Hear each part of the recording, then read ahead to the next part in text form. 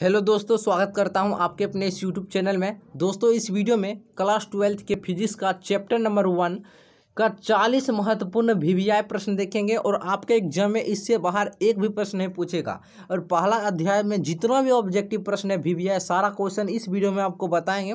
सिर्फ आपको इन सारे प्रश्न को याद करना है, ठीक है। तो चलिए वीडियो को स्टार्ट करना है, वीडियो को अंत तक देखना है, ठीक है, तभी समझ में आएगा और सारा प्रश्न को याद करना है।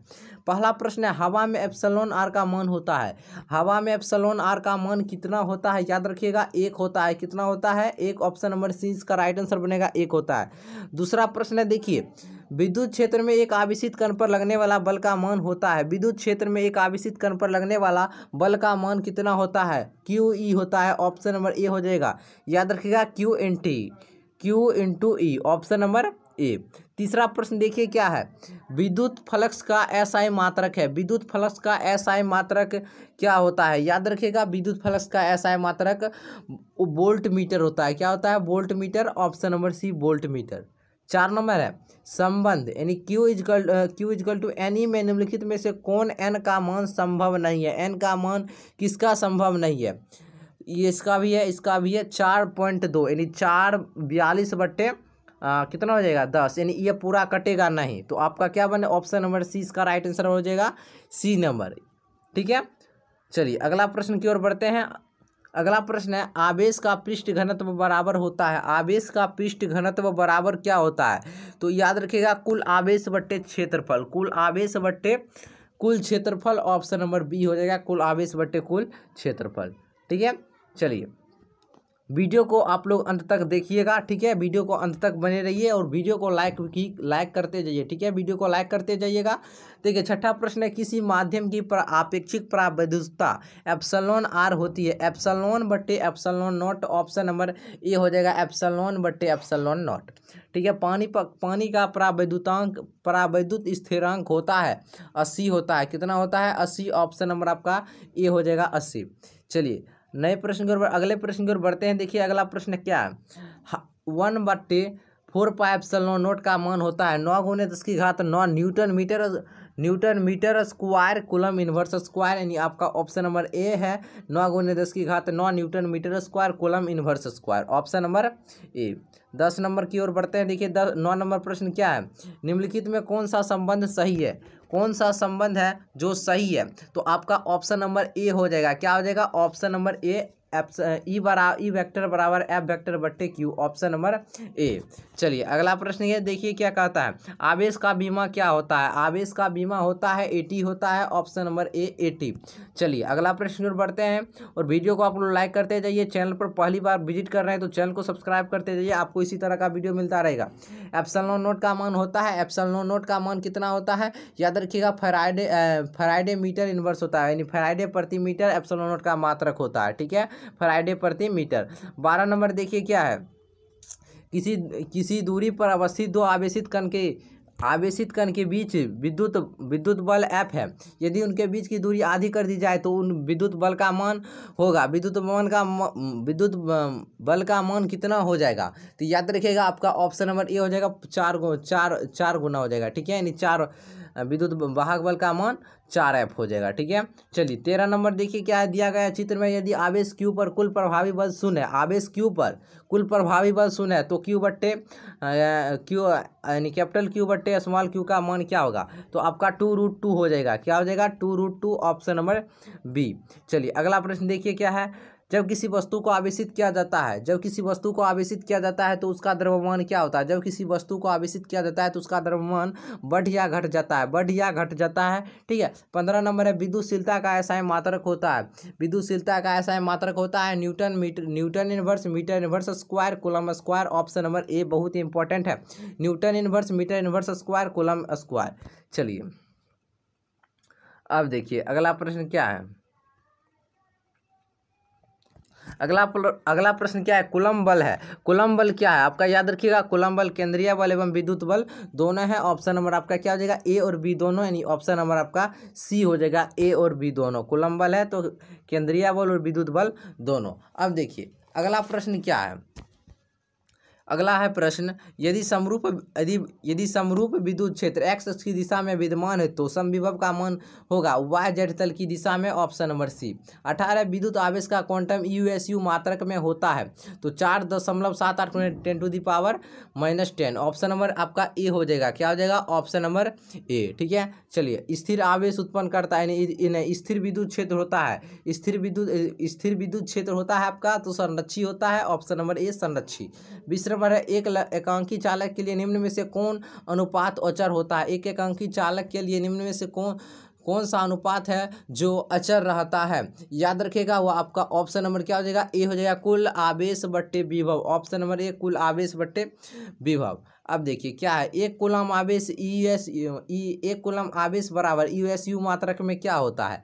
तो याद रखिएगा, आपका ऑप्शन नंबर क्या हो जाएगा? ए हो जाएगा, 3 × 10⁹ 22 नंबर क्या है?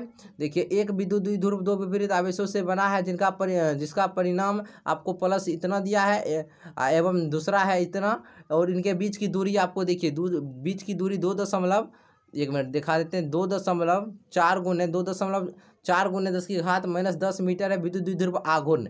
ठीक है, ये बताए भी हैं। P बराबर क्या है? Q × 12। ठीक है, ये फार्मूला होता है P बराबर Q × 12, आपको बताए थे तो याद होगा। और ठीक है, तो P बराबर Q × 12 इस फार्मूला पर बैठा दीजिए। ठीक है, Q का मान इन दोनों में से कोई रख दीजिए, यही रख दीजिए, बीच की दूरी 12 रख दीजिए और गुना कर दीजिए, आपका आंसर आ जाएगा कितना?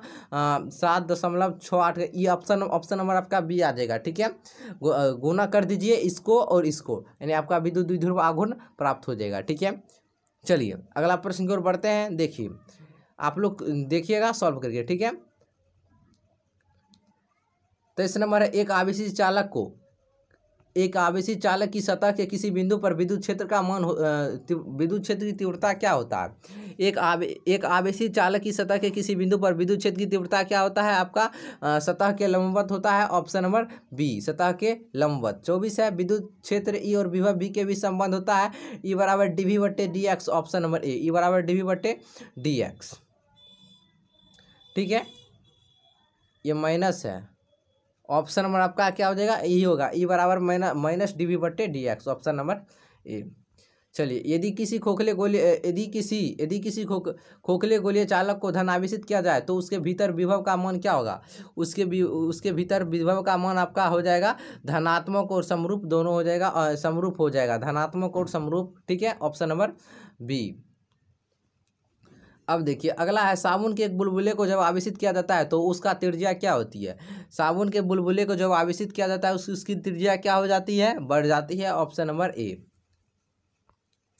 चलिए, वीडियो को आप लोग लाइक करते जाइएगा। विद्युत द्विध्रुव आघूर्ण का SI मात्रक होता है कूलम मीटर होता है। क्या होता है? कूलम मीटर विद्युत द्विध्रुव आघूर्ण। ठीक है, बहुत बार एग्जाम में पूछता है, याद रखिएगा। अब देखिए अगला प्रश्न क्या है आपका, एक स्थिर आवेश उत्पन्न करता है। चलिए बताइएगा, एक स्थिर आवेश आपका उत्पन्न करता है, क्या करता है? विद्युत क्षेत्र तथा चुंबकीय क्षेत्र दोनों। ऑप्शन नंबर सी।